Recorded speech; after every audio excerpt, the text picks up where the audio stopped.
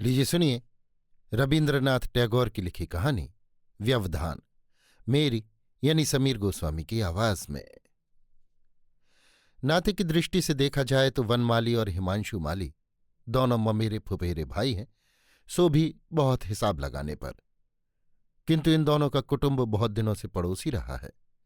बीच में सिर्फ एक बगीचे का फासला है और इसीलिए इनका नाता नजदीक का न होने पर भी मेलजोल और घनिष्ठता काफी है। वनमाली हिमांशु से बड़ा है।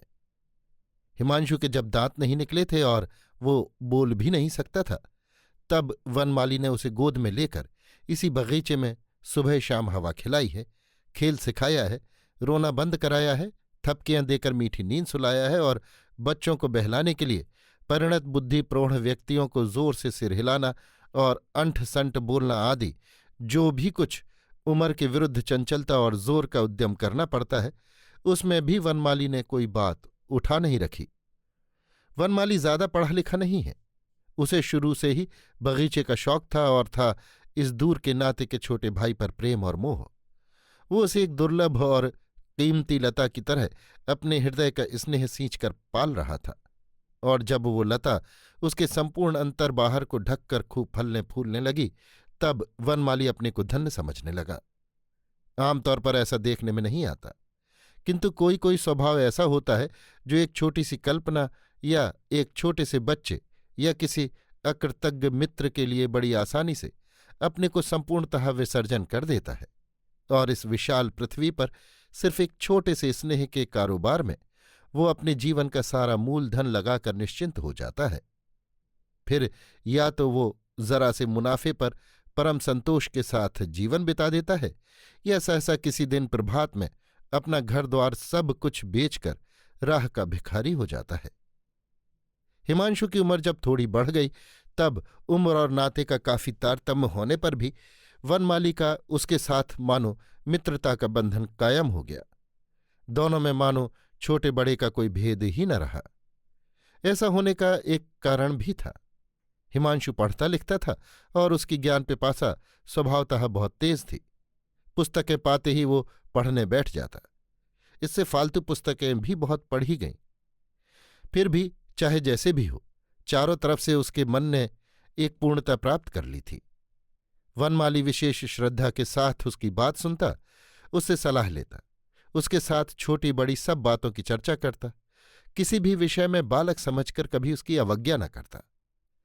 हृदय के प्रथम स्नेह रस से जिसे पाल पोस कर आदमी बनाया गया हो, उम्र पाकर वही अगर अपनी बुद्धि ज्ञान और उन्नत स्वभाव के कारण श्रद्धा का अधिकारी बन जाए, तो उसके समान ऐसी परम प्रिय वस्तु संसार में शायद ही कोई हो। बगीचे का शौक हिमांशु को भी था, किंतु इस विषय में दोनों मित्रों में कुछ भेद था। वनमाली को था हृदय का शौक और हिमांशु को बुद्धि का। जमीन के ये कोमल पौधे और लताएं, ये अचेतन जीवन राशि जो आदर जतन की जरा भी लालसा नहीं रखती और साथ ही जतन पाने पर घर के बाल बच्चों की तरह बढ़ती रहती है, और जो आदमी के बाल बच्चों से भी बढ़कर बच्चे हैं, उनको जतन से पाल पोस कर बड़ा करने के लिए वनमाली में एक स्वाभाविक प्रवृत्ति थी।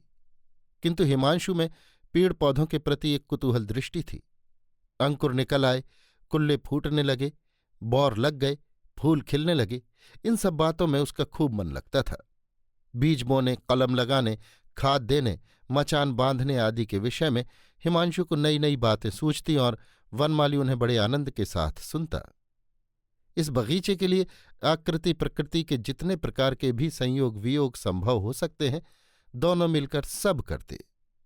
दरवाजे के सामने बगीचे के बीच में एक पक्की वेदी सी बनी थी। 4 बजते ही वनमाली एक महीन कुर्ता पहनकर, चुना हुआ दुपट्टा कंधे पर डालकर, हाथ में नलीदार हुक्का लिए वहीं छाया में जाकर बैठ जाता। कोई मित्र भी पास नहीं और न हाथ में कोई पुस्तक या अखबार। बैठा बैठा हुक्का पीता और तिरछी निगाह से उदासीन भाव से कभी दाएं और कभी बाएं देखा करता। इसी प्रकार उसका समय हुक्के के धुएं की तरह धीरे धीरे बहुत ही हल्का होकर उड़ जाता, शून्य में बिला जाता, कहीं भी उसका कोई चिन्ह तक न रह जाता। अंत में जब हिमांशु स्कूल से लौटकर कलेवा करके हाथ मुंह धोकर बगीचे में दिखाई देता, तब वो झटपट हुक्के की नली छोड़कर उठ बैठता, तब उसके आग्रह को देखकर सहज ही समझ में आ जाता कि अब तक वो किसके लिए बैठा बैठा धीरज के साथ इंतजार कर रहा था। उसके बाद दोनों जने बगीचे में बातें करते हुए टहलते। अंधेरा हो आने पर दोनों बेंच पर बैठ जाते। दक्षिण की हवा पेड़ के पत्तों को हिलाती हुई बही चली जाती। किसी किसी दिन हवा चलती भी नहीं थी।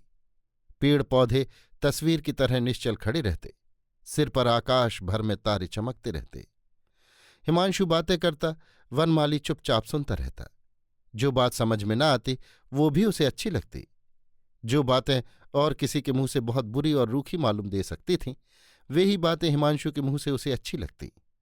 ऐसे श्रद्धावान प्रौढ़ श्रोता के मिल जाने से हिमांशु की भाषण शक्ति, स्मृति शक्ति और कल्पना शक्ति को विशेष लाभ होता। वो कुछ पढ़कर कहता, कुछ सोचकर कहता और कुछ उपस्थित बुद्धि में जो आता सो कह डालता, और कभी कभी कल्पना की सहायता से अपने ज्ञान की कमी को ढक भी लेता। बहुत सी ठीक बातें कहता, बहुत सी गलत भी कह डालता, किंतु वनमाली सबको गंभीरता से सुनता। बीच बीच में दो एक बात वो भी कहता, किंतु हिमांशु उसकी बात काटकर जो उसे समझा देता उसी को वो ठीक समझ लेता, और उसके दूसरे दिन छाया में बैठकर हुक्का पीता हुआ उन बातों को बहुत देर तक आश्चर्य के साथ सोचता रहता। इतने में एक बखेड़ा उठ खड़ा हुआ। वनमाली और हिमांशु के मकान के बीच में एक पानी का नाला था। उस नाले में एक जगह एक नींबू का पेड़ पैदा हो गया।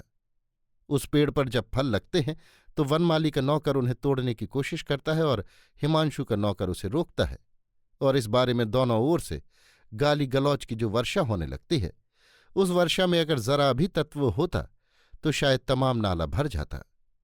नतीजा ये हुआ कि वनमाली के पिता हरचंद और हिमांशु के पिता गोकुल चंद में इसी बात को लेकर तकरार हो गई।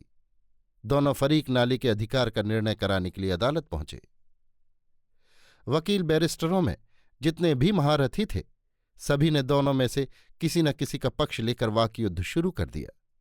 दोनों ओर से इतने रुपए खर्च हुए कि सावन भादों की वर्षा में उस नाले में से उतना पानी भी शायद कभी न बहा होगा।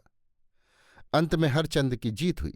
साबित हो गया कि नाला हरचंद का ही है और नींबू के पेड़ पर किसी का भी हक नहीं। अपील हुई, किंतु नाला और नींबू का पेड़ हरचंद का ही रह गया। जितने दिन मुकदमा चलता रहा, दोनों भाइयों की मित्रता में कोई फर्क न आया। इस आशंका से कि कहीं झगड़े की छाया उन्हें न छू ले, वनमाली दूनी घनिष्ठता से हिमांशु को अपने हृदय के पास बांध रखने की कोशिश करने लगा, और हिमांशु ने भी जरा भी विमुखता नहीं दिखाई। जिस दिन अदालत से हरचंद की जीत हुई, उस दिन घर में, खासकर अंतःपुर में, खुशियां मनाई जाने लगीं।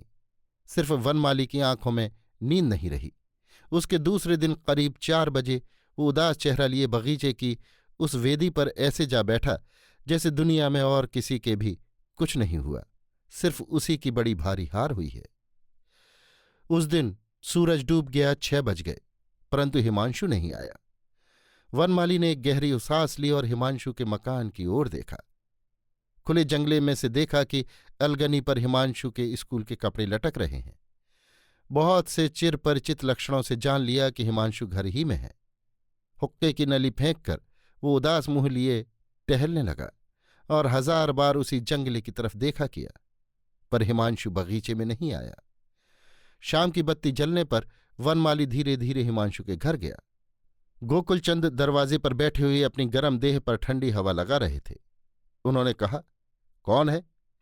वनमाली चौंक पड़ा, मानो वो चोरी करने आया हो और पकड़ा गया हो। कांपती हुई जबान से बोला, मैं हूं मामा जी। मामा ने कहा, किसे ढूंढने आए हो? घर पर कोई नहीं है। वनमाली फिर अपने बगीचे में लौट आया और चुपचाप बैठ गया। जितनी रात बीतने लगी, उसने देखा कि हिमांशु के मकान के एक एक करके सब जंगले बंद हो गए। दरवाजे की सेंध में से जो उजाला चमक रहा था वो भी क्रमशः बुझ गया। अंधेरी रात में वनमाली को ऐसा मालूम हुआ कि हिमांशु के घर के सारे दरवाजे सिर्फ उसी के लिए बंद हो गए हैं। सिर्फ वही अकेला बाहर के अंधेरे में पड़ा रह गया है। दूसरे दिन फिर वो बगीचे में आकर बैठ गया। सोचने लगा, आज शायद आए तो आ सकता है। जो बहुत दिनों से रोज आया करता था, वो एक दिन के लिए भी न आए, ये बात वो किसी भी तरह ना सोच सका। कभी भी उसने ये नहीं सोचा था कि उसका ये बंधन कभी किसी तरह टूट जाएगा। इतना निश्चिंत था वो कि उसे पता तक नहीं कि कब उसके जीवन के सारे सुख दुख उस बंधन में जकड़ गए। आज अकस्मात मालूम हुआ कि वो बंधन टूट गया है, किंतु एक ही क्षण में उसका ये सर्वनाश हुआ है, ये वो किसी भी तरह हृदय से विश्वास न कर सका। प्रतिदिन नियम से वो बगीचे में जाकर बैठता है, शायद दैव योग से किसी दिन वो आ जाए, किंतु ऐसा दुर्भाग्य कि जो नियमित रूप से प्रतिदिन हुआ करता था वो दैव योग से एक दिन भी न हुआ। रविवार के दिन वनमाली ने सोचा कि पहले की तरह आज भी हिमांशु सवेरे हमारे यहाँ खाने को आएगा। दृढ़ विश्वास तो उसे नहीं था, किंतु फिर भी आशा वो न छोड़ सका। सब आए पर वही नहीं आया। तब वनमाली ने सोचा तो अब शायद खाकर ही आएगा। खाकर भी नहीं आया। वनमाली ने सोचा कि शायद आज खा पीकर सो गया है, जगने पर आएगा। कब जागा सो तो नहीं मालूम, पर आया नहीं। फिर वही शाम हुई, रात हो गई। हिमांशु के घर के दरवाजे जंगले एक एक करके सब बंद हो गए और एक एक करके सब बत्तियां भी बुझ गईं। इस तरह सोमवार से लेकर रविवार तक सप्ताह के 7 दिन उसकी तकदीर ने जब छीन लिए और आशा को आश्रय देने के लिए हाथ में जब एक भी दिन बाकी नहीं बचा, तब हिमांशु के बंद मकान की तरफ उसकी डबडबाती हुई व्यथित आंखों ने एक मर्म भेदी अभिमान की फरियाद भेजी। जीवन की सारी वेदना को सिर्फ एक ही आर्त स्वर में भरकर उसने कहा, हे दयामय। अभी आप सुन रहे थे रवीन्द्रनाथ टैगोर की लिखी कहानी व्यवधान, मेरी यानी समीर गोस्वामी की आवाज में।